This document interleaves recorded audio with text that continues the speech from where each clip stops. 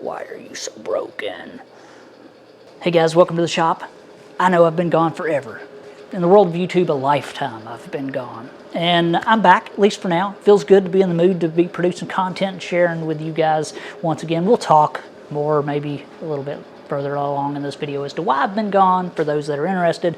But the majority of you are probably here to watch me do a repair. And I've got a project on my bench that I'm hoping that I can get this thing fixed. You'll see. It's going to be an interesting process repairing this thing. So let me get you over here to the bench and I will share with you the project that I'm going to get started repairing. We'll see how far we get. Thanks for watching. Little Lulu's soaking up the heat in front of the heater there on her blanket.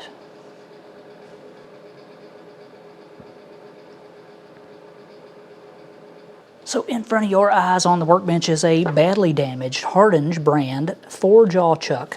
It is specific to the Hardinge spindle nose. The taper it's actually incorporated into the body of the chuck. And this thing is in very good shape other than it is badly damaged. On one jaw, that is. And it would sure be nice for this thing to be repaired. Problem is, these things are not super cheap, nor are they all that easy to find. And I think that I can repair this, and I'll get you down here and show you that what kind of damage we're dealing with here, and what I believe is the reason why it happened, what I think happened anyway. And then we will get into seeing if we can repair this thing potentially. I'm hoping I can. So look at the damage on this jaw and on this screw. Almost all of the threads are stripped plumb off of it. Now what I think happened is either some gorilla cranked this thing down and just stripped the threads out of it, but I kind of doubt that, being such a small 4-jaw. I really do believe that this was together and the jaw was open quite a bit and it was dropped on the floor, and I think because this thing's heavy, it landed right probably on one of the jaws and just went. That's the sound effect of the threads stripping off, in case you're wondering why I'm making that noise. I think that's what happened. I think it was just like, dropped and landed right on there and stripped the threads off. Anyway, it junks this whole thing if I can't fix it, and that sure is a shame.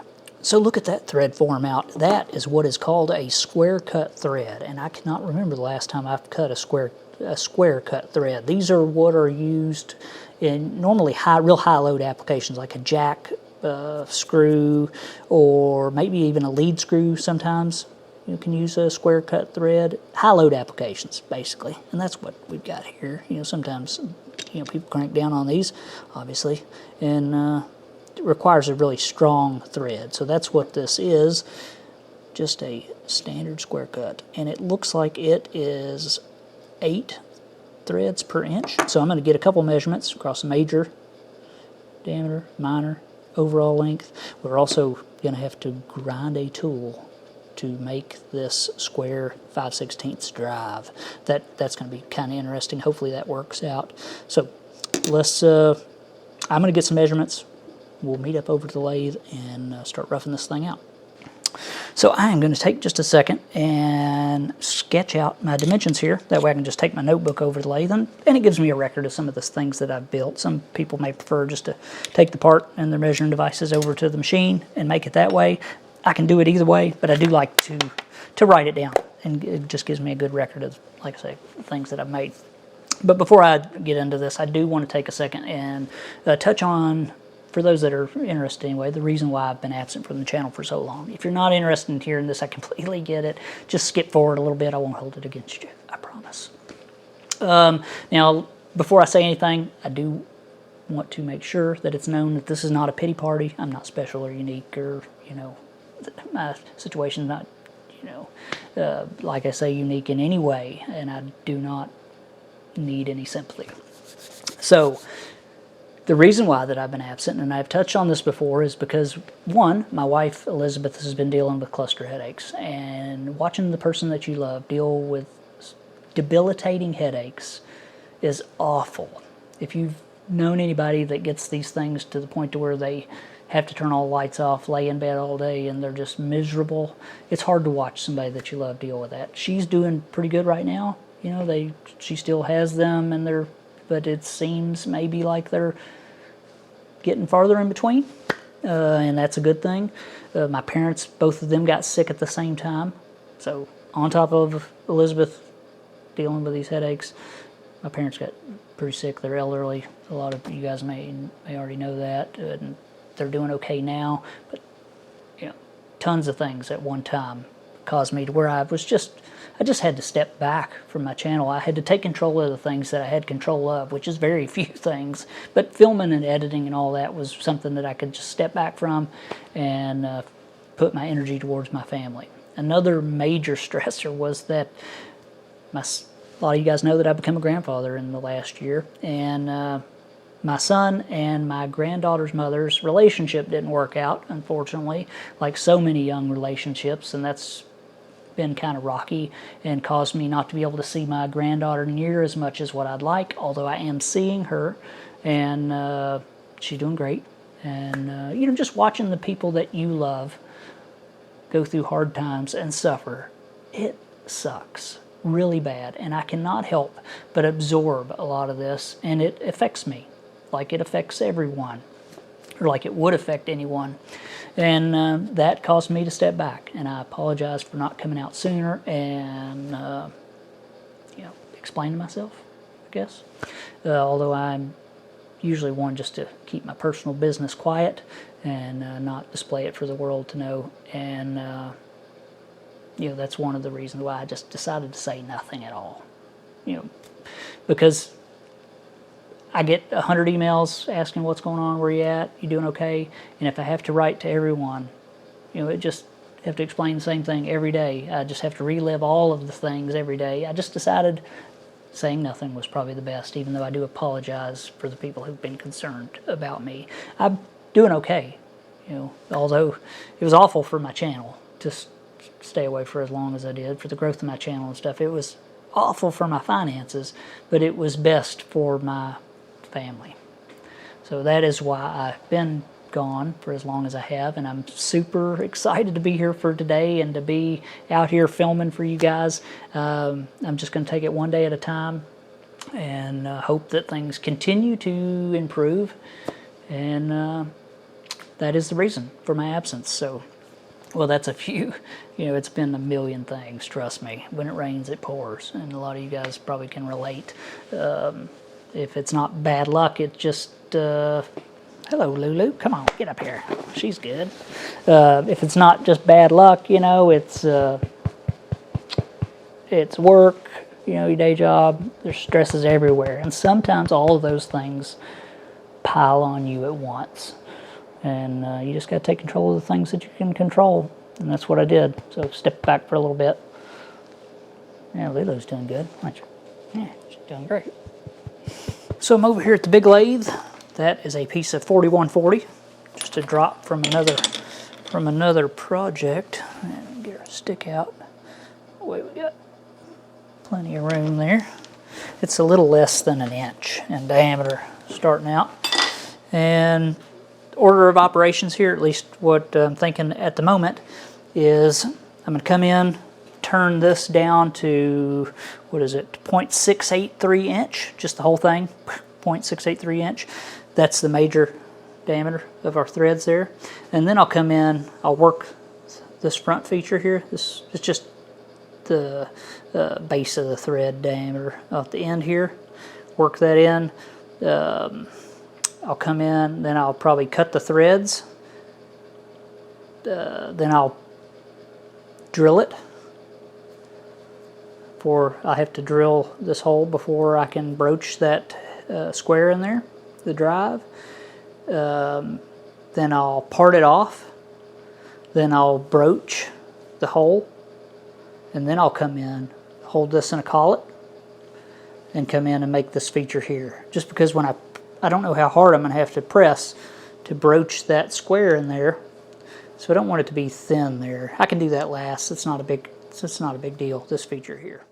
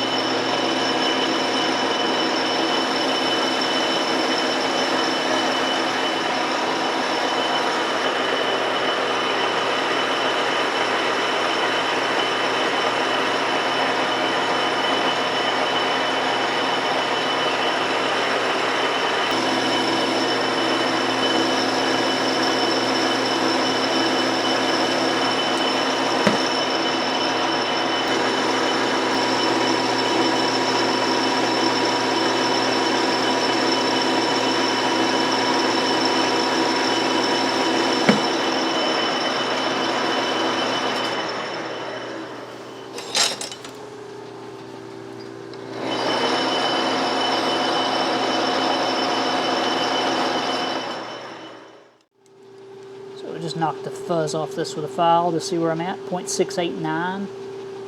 And it's pretty hot right now. Not that it really matters if I'm a thou big or small, but 0.689, we're going to 0.683, so we're just a few thousandths off. That should be it.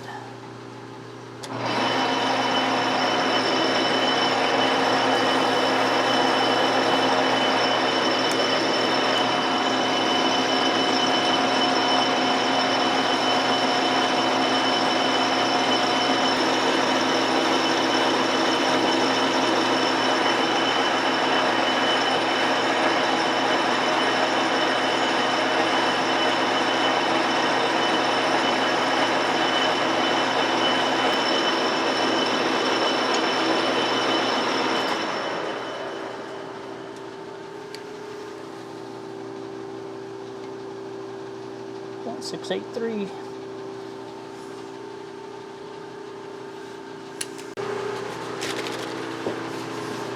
So now I got to do this little front feature here, just a little section that is down to the root diameter of the thread. That's where the hex is at. So I'll just let that glue dry there.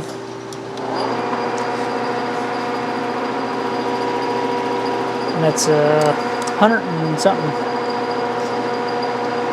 I didn't even put this on my paperwork. 171 thousandths from the face.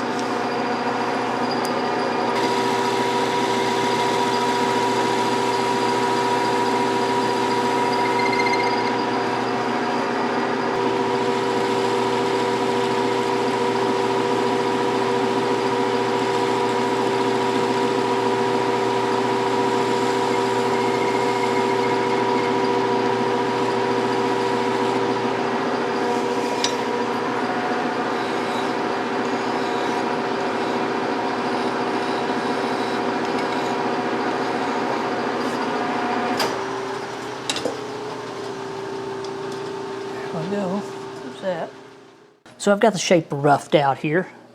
Now I'm going to have to come in, because this is a left-handed thread, I'm going to have to thread from left to right. And my threading tool, which is right here, and it looks just like a parting blade, except I've relieved it a little bit on the edges so it doesn't rub on the thread. That's all it is, just a parting blade, because it's a square cut thread. So I'm just going to come in with a slotting tool that I've got right here. I have to have somewhere for my tool to start in the cut, so I'm going to come in behind where my part is, just a little bit extra here that I machined, and I'm going to relieve that down below the minor diameter of the threads. So when I come in and start cutting my threads, you know, I have a place for my tool to come in and then start. I don't have to plunge it into the work, you know, cut and then go. I can have a little bit of space there. That's what I'm doing. Hopefully that makes sense. You'll see.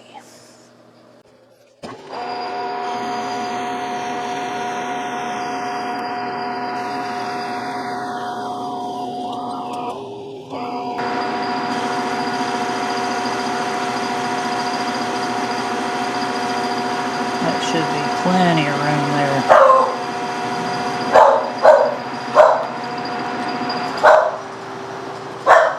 Corey's barking at my neighbor going up the driveway.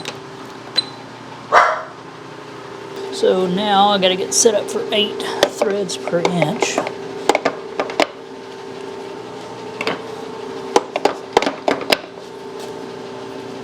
Come on. There we go. So 2 and 8.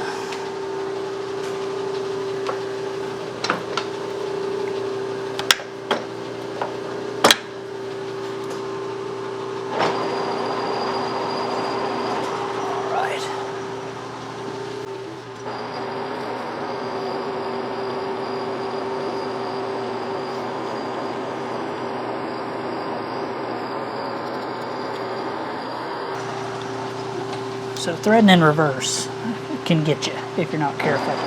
Threading opposite direction of what I'm usually used to pulling the handles on this thing. So I'm just going to come in and 0. I'm just going to touch off. There.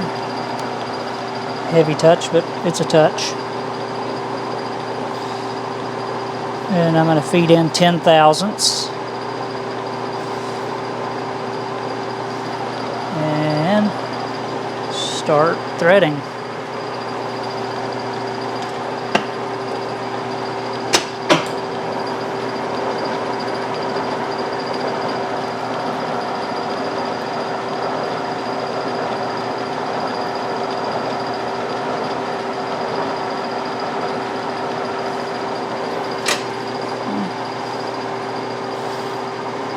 Back out in reverse.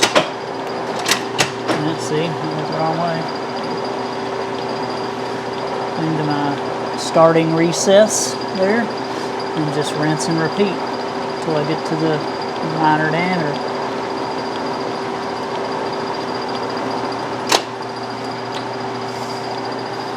And another 10.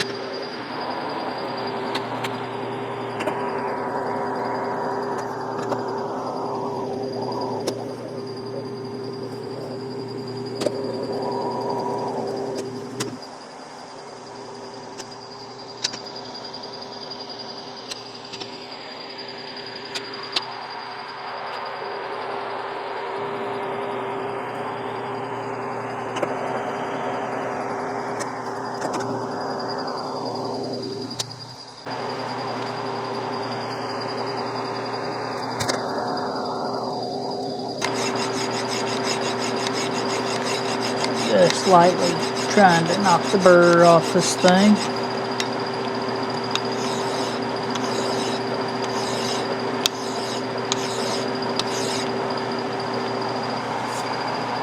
That's looking pretty good. Looking pretty good. So here's what's going to be the hardest feature to make on this part, and that is this square drive there. Now what they've done is they come in with a drill and they drilled it out to, I don't know exactly what depth they drilled to, but they drilled it out to remove the bulk of the material, and then they come in with a broach to shape the four corners there. And I'm going to use this piece of 5/16. It's a piece of Rex 49. I'm going to cut the ends off, and we're going to turn this into a broach. We'll drill out the end of the part that we still have in the lathe, probably to about a 1/2 inch is what I'm guessing from my measurements. Probably drill it to probably drill it to a 1/2 inch, because we have to drill it deeper than what our broach is going to go, because it pushes a bunch of material.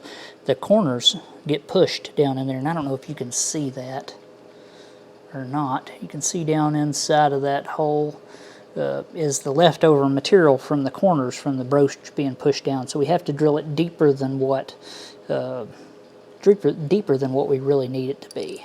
So I'm guessing about a 1/2 inch deep hole will leave room for our chip to form and get pressed down in the bottom, and still give us a deep enough drive, square drive, for our chip key to fit in. That's the thought.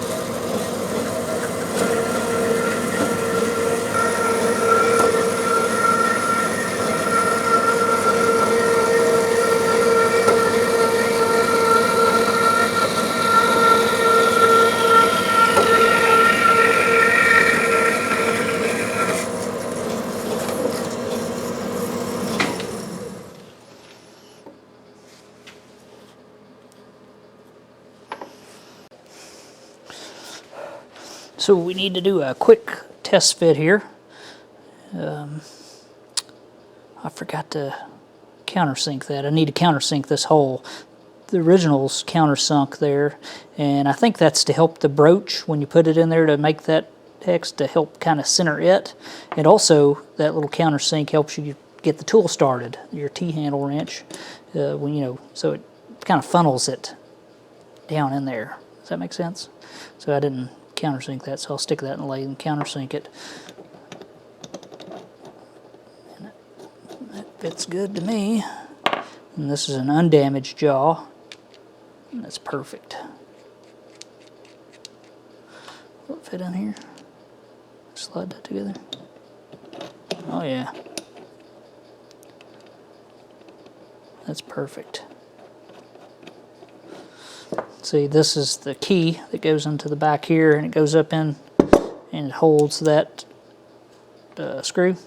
That's what that's for. And we can put that in, later. Look at that dog.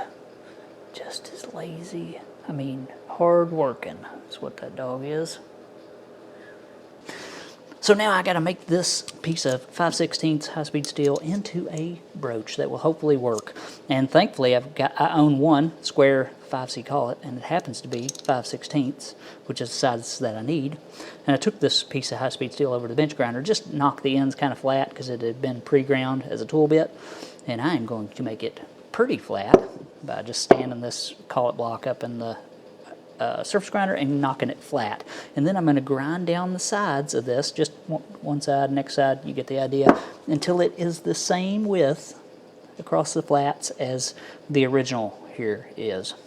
And then we have to grind our cutting edges on it and our relief. You'll see all that. I can yap forever. Let me just show you as far as work. That's probably be a little more informative to you anyway. So 290 is what it looks like. 290 across the flats. You get the idea. Let's just get started.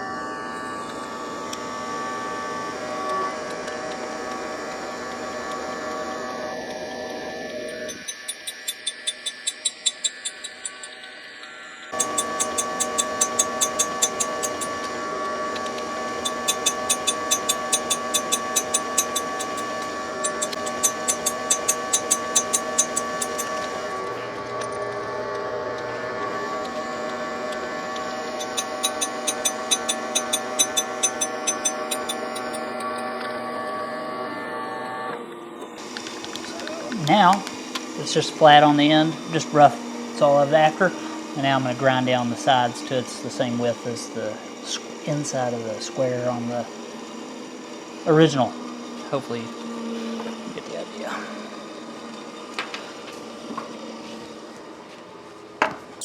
So if you look at the top of this mag chuck, it looks awful, but it's flat. You know, they don't have to have a mirror finish on them. In fact, you just can't keep a mirror finish on them. You know, if first time you put something on there with any bit of grit on it, you scratch it. So, and there's no reason for me to grind this thing down to get these lines out of it that somebody's put in there, because it would just take life away from the chuck. So don't worry about it if your chuck looks like it's perfect. As long as it's flat, that's all that matters. Few scratches, as long as they're not proud, won't hurt a thing. Just my opinion.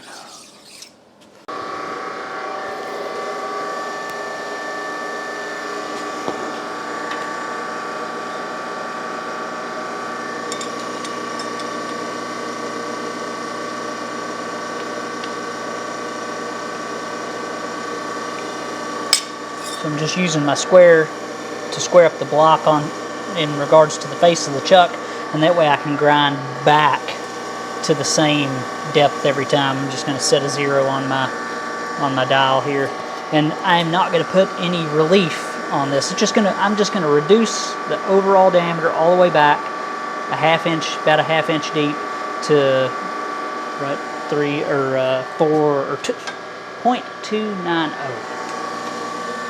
So really there's not a lot for you to see here, so I may show you a few seconds of this and I'll bring you back, when we're done. Or I'll let you know if anything exciting happens.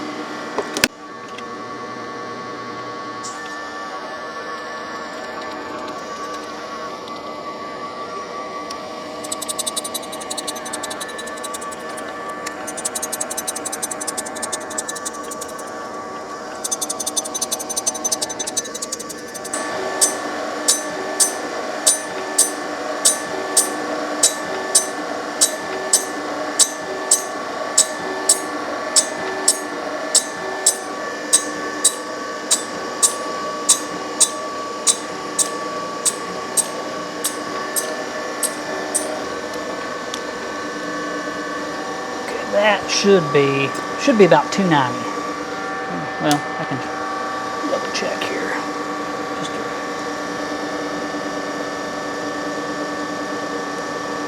290. I'll show you.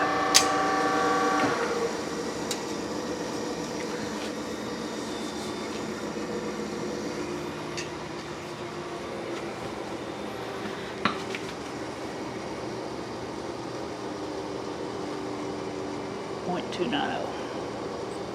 This should be close to. Yeah. 290. That's good enough. Now we need to dish the top, give it a little bit of relief so these cutting edges can have a little bit of rake to them. I'll show you how I'm going to do that.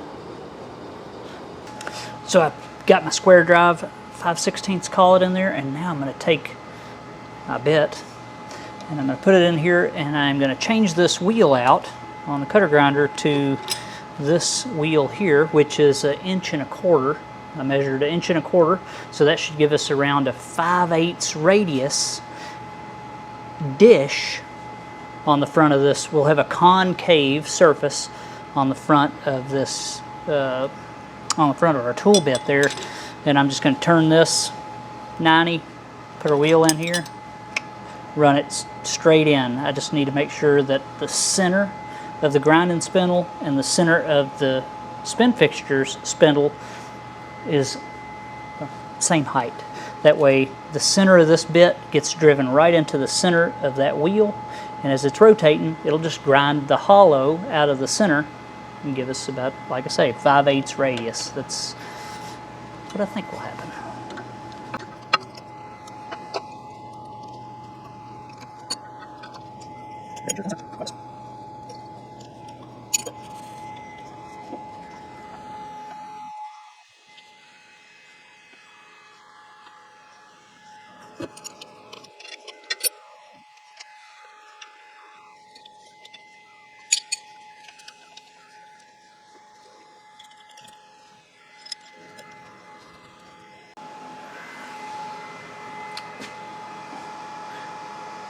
Alright, so I just dressed this wheel just with a stone, just went around it with a stone, and I'm not running it near fast enough.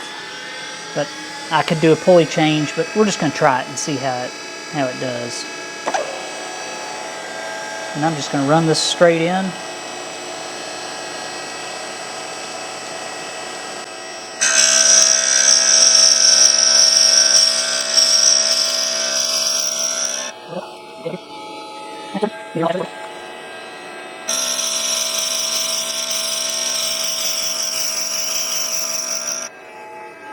All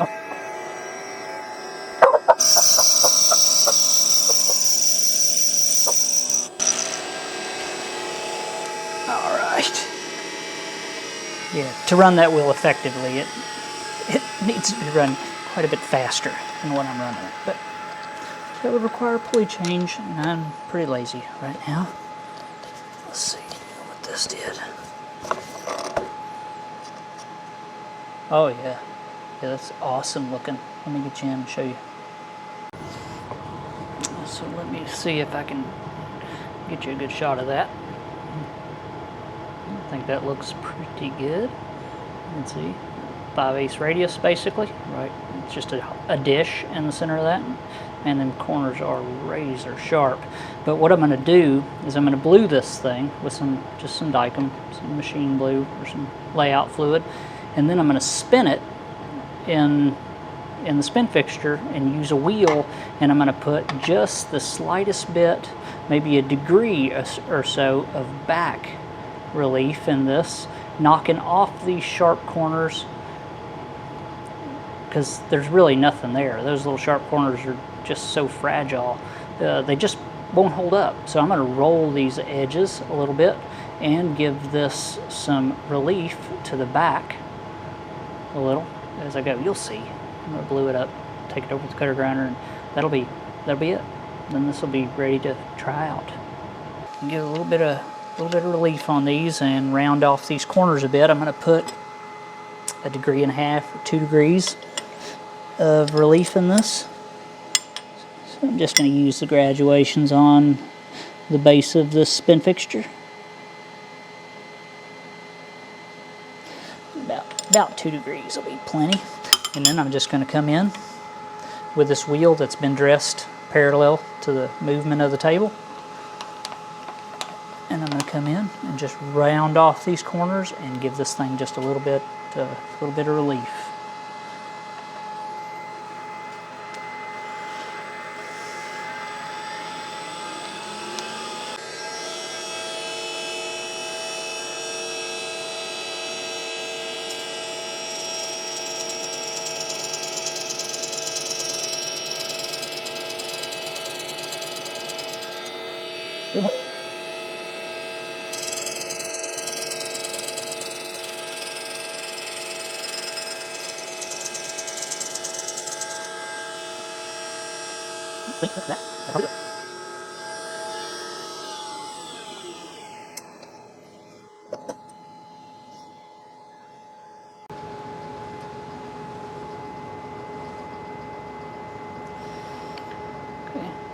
I don't know how well you can see that, but now those corners are not just paper thin, super sharp edges.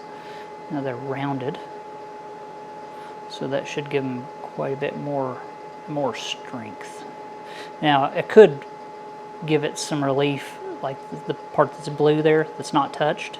I could grind that to the back, give it an angle that way, but I don't think it will be necessary. Not for what we're doing. I don't think it'll stick in the part or anything, but we'll see.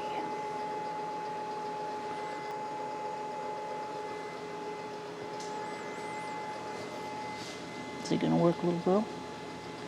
I think it will. I think it'll work.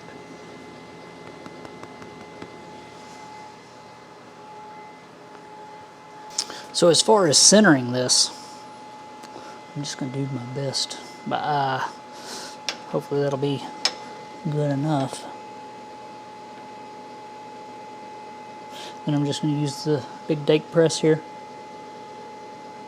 Press until I think it's going to shatter. And stop. I'm hoping that this thing will kind of self-correct and go down in the hole straight. I haven't done this before, so I guess we'll just learn together.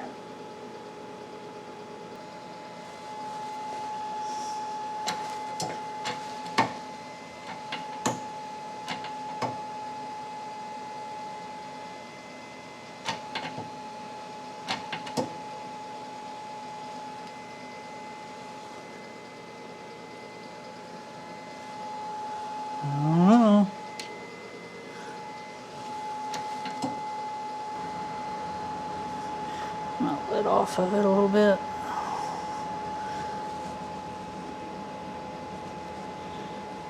Maybe it's kind of going a little crooked.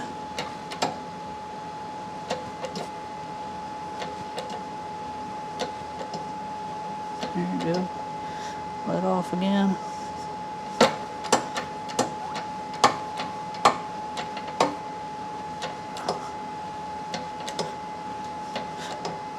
Well, it is going down in there.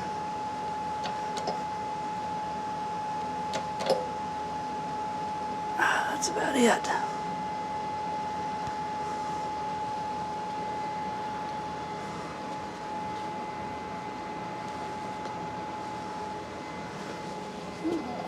Now, let's see if we can get that out of there.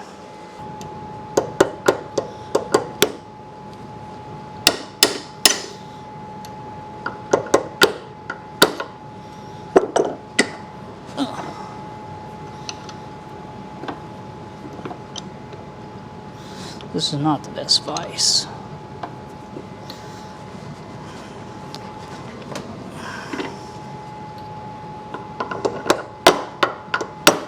Well, it's coming out.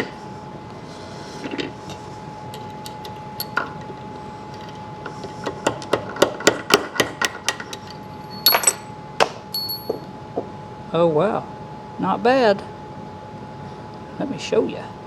It's not perfect, but it's not bad. So check that out. Well, I mean, it's not that bad. I mean, I can definitely deal with it. You can see, maybe you can, maybe you can't. The pedals that get pushed down to the bottom of the hole are a lot more even in this one than the one that I did. One of them pedals is quite a bit larger than the others, just showing that I'm off center a bit. But, you know, for a first go, for centering by eye, not too bad. That is a square hole, and that will work. So there's a look at that brooch after forming that square hole in that screw that we made. It turned out really nice. I'm actually surprised at how good it turned out.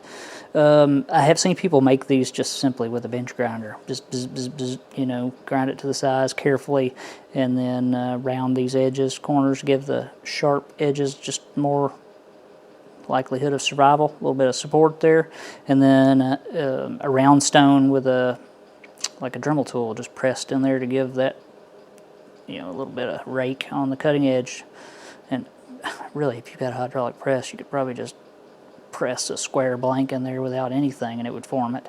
But you get the idea. This thing worked really well, and now I can stick this in the drawer that I have labeled tools that I have that we'll probably never use again, but, you know, won't throw away.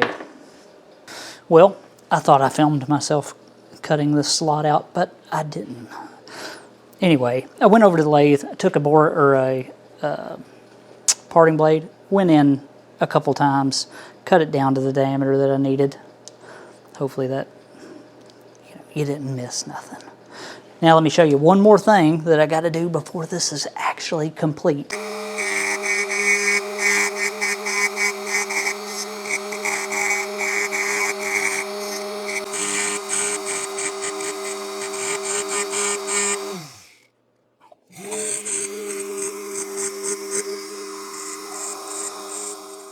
So now I'm just going to finish it up with a little triangular file here, just to dress it up, get rid of some of that little bit of that grinding marks, and that's it. We may blue this thing. So here's the tool black that I'm going to use, or blue, whatever you want to call it. This stuff turns metal black. It is Precision brand tool black liquid. It's a cold process. I picked this up at KBC Tools. It works extremely well for what it is. Not the most durable finish that you can get, obviously, but for a cold process, for as simple as this is, it works extremely well. I just poured a little out of the main jug into a separate, so I don't contaminate the whole thing when I'm using it. We will wash this really good with some acetone, and I'll dry it off, and then, you know, we'll dunk this thing, and it should put a protective finish on it. least a small bit of finish anyway. So a little bit of acetone. I'm just going to drop this in there. So something that I have noticed with this finish is that it is very reliant on you getting the part extremely clean. If there's any oil on it, you're going to have a spotted, speckled finish. So the cleaner you get the part, the better. Is that going to work, little girl? Is it going to work or not, huh? So before I dipped this part in this tool black, this stuff was cold. It's not warm in here. It's not cold in here, but it's not warm in here. I figure if I get this stuff just good and warm, and the part good and warm, the reaction may be better, quicker, more effective. I don't know. But you would think with a chemical reaction, cold solution is not going to do as good as at least a warm solution. We don't want it hot. I just want it to where it's not, 40 degrees.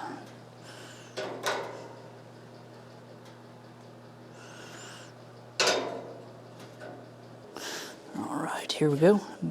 So this stuff, it's just about body temperature. It's not hot, but it's not cold.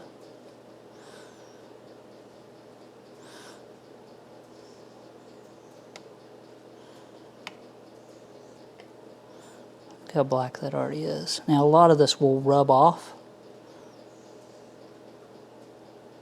It does not take long. It's even doing the tip of my pliers. And you can, continuously redo this to get, I guess, the depth of finish that you want.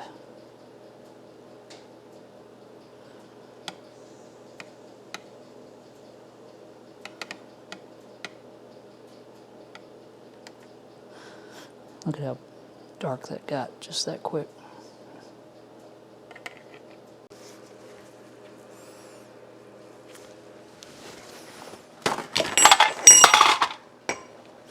So they tell you not to let the stuff dry on the surface. I believe that's what it says anyway. So see how some of it comes off? I'm just going to wipe this off really good. Then I'm going to use just a little bit of steel wool and kind of rough it up and dip it one more time, and then I'll show you what we end up with.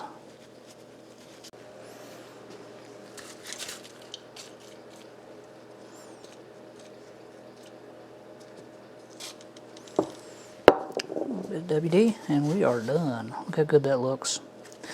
You know what? If you didn't know that that was a replacement screw, you wouldn't know that it was a replacement screw. Alright, so I just stuck that in there, and let's try it and see if it actually works. Wow, oh yeah, of course it does. It works excellent. That's awesome.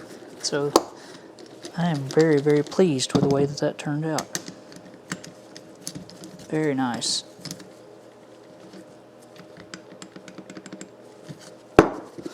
So, that's half the job anyway. Probably the easiest part of it. Little Cora Lou. She's so pretty and so fancy. Well guys, I think that is it for this week. Half done with the job. Maybe next week we will attempt to fix this jaw. I think this is probably going to be the hardest part, but I think it's worth the effort. If it does, if it fixes, then I'll be super happy. So that is it for this week. Thank you guys for watching. I apologize for my absence, like I've said before, but I am back for today. So that is it. Thank you for watching, and we'll see you next time. Come on, girl, we'll see you soon.